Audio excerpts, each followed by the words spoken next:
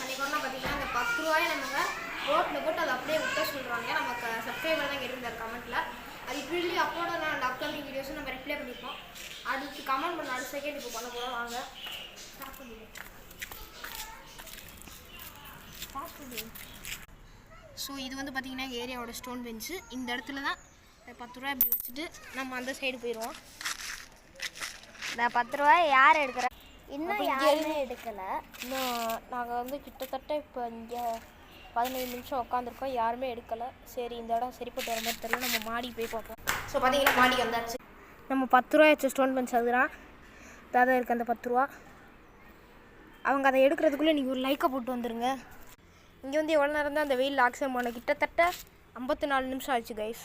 அதுக்கு முன்னாடி உங்கள் ஃபோனில் இப்போ என்ன டைம்னு கமெண்ட் பண்ணுவீங்க. மொதல் ஒரு வயசான பாட்டி போனாங்க, அவங்க கடைசியில் எடுத்தது இந்த சின்ன பையன்.